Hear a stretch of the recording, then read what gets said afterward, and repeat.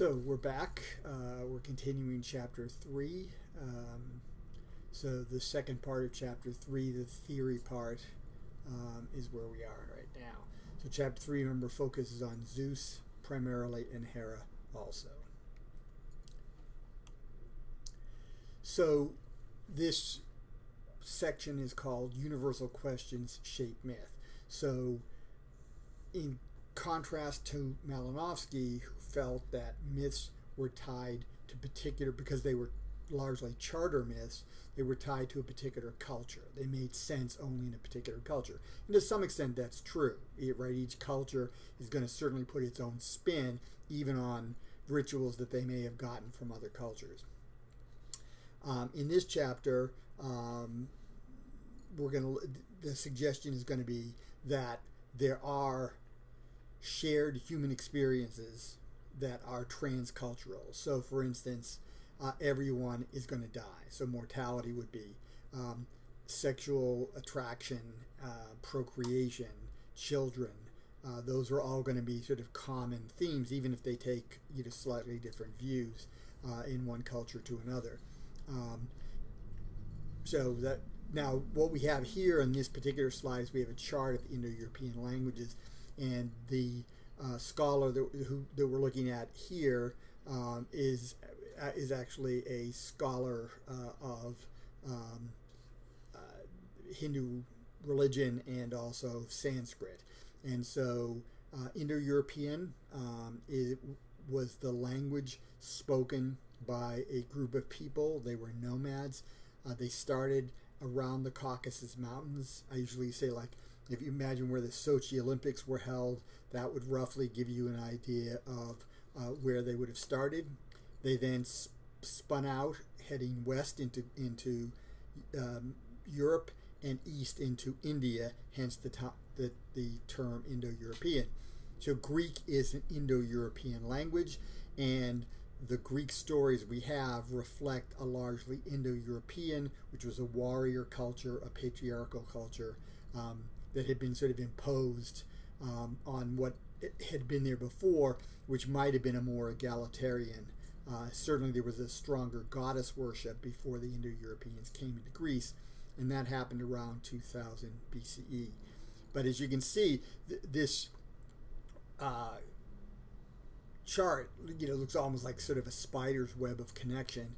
So the Indo-European language, since it does come from the various Indo-European languages, they do come from a common ancestor source. There might be within that ancestor source a particular mythology that is going to inform the myths of the Greeks, the Romans, the Germanic peoples, which would include the English, and so forth.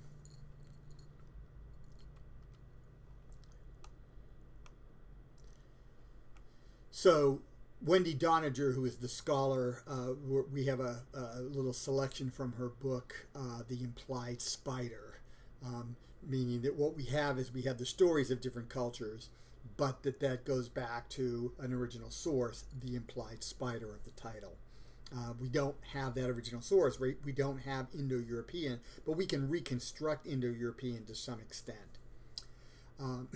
So there are two ways that modern scholars approach myths. One is they look at them within their unique historical context, and that's Malinowski's approach, right? He was an anthropologist, and he went out to the Trobriand Islanders and he studied them in their context, right? And tries to make sense of things within that context. But you can also look at a variety of different cultural contexts, a variety of different cultures, and you can see commonalities, right? Because we're all human, and therefore there are going to be some things that are special to the human condition. An awareness of mortality would be one.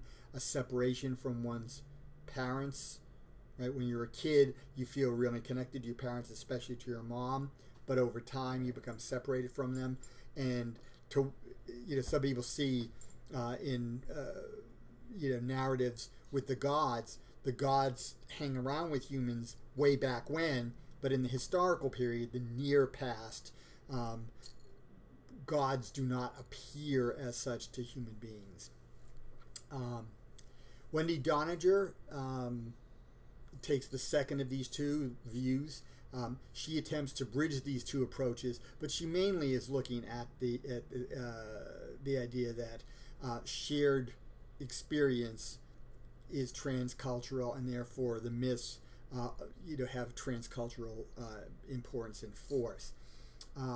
She does say one thing, though, that in every telling of a particular myth, it's going to get its own cultural spin, and sometimes that spin will be so transformative it might look totally different. She argues that scholars must use a variety of approaches of myths in order to understand the shared experience behind them. Right, that's the implied spider of the title of her book. She uses historical linguistics, right? Remember, she is a Sanskrit scholar. Sanskrit is the oldest Indo-European language, the one where we have the oldest records. It's not necessarily that much older than the other Indo-European languages, but it's the one where we have the oldest documents from. And so it makes sense someone with that background is going to actually be considering things within the Indo-European cultural context, which is covers pretty much all of Europe and some of Asia. And she draws out similarities in myths from Indo-European speaking cultures. So now the comparison section is we're going to look at some more of Genesis in this chapter, specifically the flood narrative, which also comes from Genesis, so Noah and the flood. So in the ancient Near East, floods were considered sacred. They could be good or they could be bad. So for instance, the Nile River floods every year, and it helps to fertilize the area around the Nile River. So the area around the Nile River is actually quite lush, but then of course as you get further away from the Nile, you get into more desert land. And so those floods were necessary to keep that fertile area fertile. But those floods would also damage stuff. So yes, they brought life, but they also probably took lives. So you get that sort of mix. And because of the nature of the floods there, and also in Mesopotamia, the Tigris and Euphrates would also flood.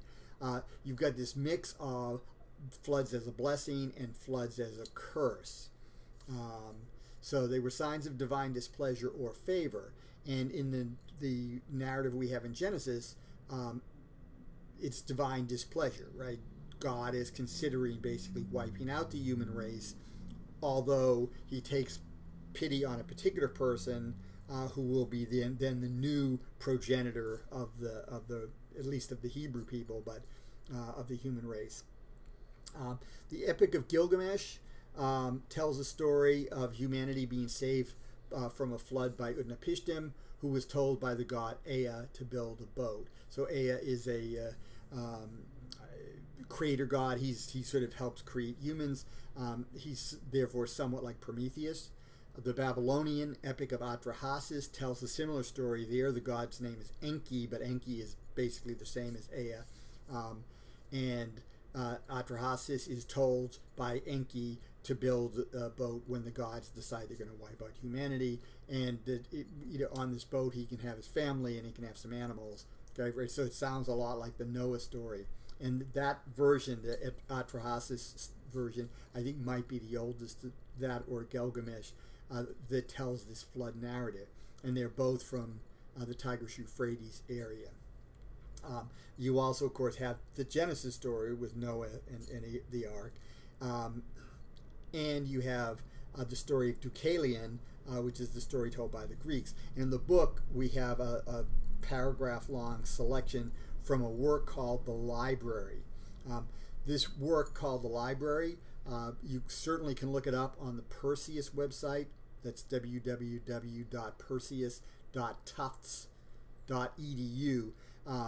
You can go to that site, you can type in library, and you can get the whole text of the library. What the library was, it was a work composed sometime in the 2nd century CE, so 100 AD to 200 AD, that time period, um, in Greek, and it is a compilation. It's basically a myth textbook, just like the book that you've got from Maurizio, and it selects the myths and puts them together. And of course, it tries to sort of coordinate the myths. So where they disagree, it tries to somehow smooth over that. But that's our oldest source. That's not our oldest source, but that's the Greek source that we have for the story of Deucalion. The story of Deucalion is also told by Ovid, the Roman poet Ovid, in his Metamorphoses. Deucalion is the son of Prometheus, and Prometheus gives him a heads up, thereby he can save himself and his family. And in that flood narrative, what happens is, after the flood passes, Deucalion and Pyrrha, his wife, they're both elderly, and they're told they have to repopulate the earth, and they're like, how are we going to do that? We're past the age where Pyrrha can have kids. And they're told they need to throw the bones of their mother over their shoulders, and they're going, what's that supposed to mean? We have no idea where our mother's bones might be buried after this flood. But then Deucalion, who's very smart, right? He's the son of Prometheus. He realized, Mother Earth, rocks would be her bones, and so they just take rocks and they throw the rocks over their shoulders. When the rocks hit the ground, they basically burst open like an egg, and human beings come forth. And in the version that's told in the library, the explanation is that the word laoi, which means people, comes from the Greek word laos, which means stone, right? So there's this sort of etymology thing. In Ovid's Metamorphoses, he says this is why humans are so hard. They're tough, but they're also hard of heart because they came from rocks. One last thing I'll say about the Deucalion version of the story is the Deucalion version gets rid of the problem of incest. If the human race is reconstituted from rocks, the rocks have no relation to one another, so you can intermarry easily. In the Noah story, on the other hand, you've got a single family, right? It's Noah, his wife. I think Noah has 3 sons and their wives. That's a very limited gene pool to repopulate the earth. Okay, so the Deucalion thing actually sort of deals with that. So right over here, we've got a picture of a manuscript showing an illustration of the flood in Noah's Ark.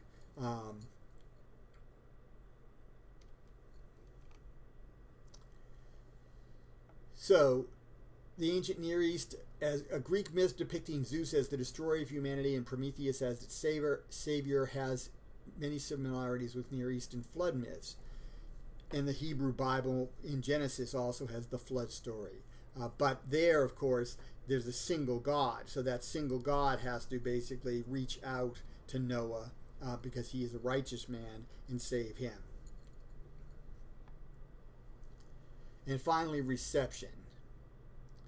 So here we're looking at the myth of Leda, right? Who is the Spartan woman? She's the wife of Tyndareus, the king of Sparta, and her affair with Zeus, who takes the form of a swan.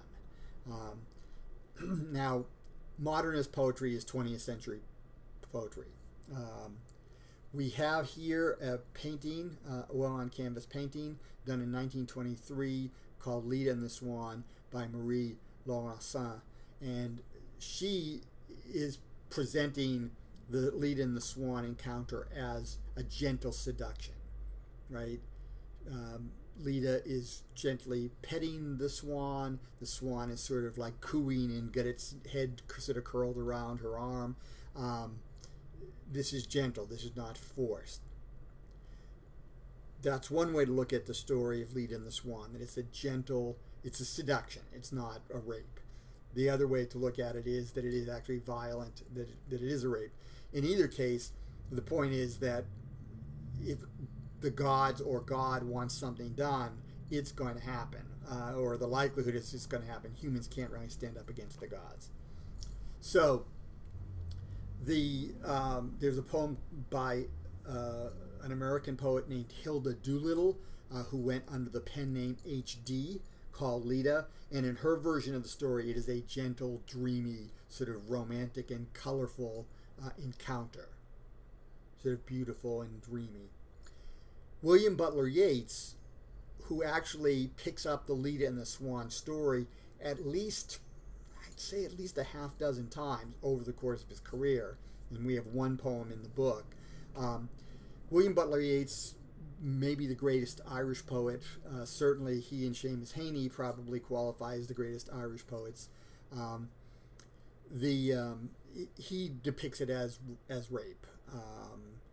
He calls Zeus the brute blood of the air, and clearly Leda has no real choice in the matter. So depends on how you sort of look at it, whether it's forceful or whether it's more seduction. And some of that will come from like your own, way of looking at things.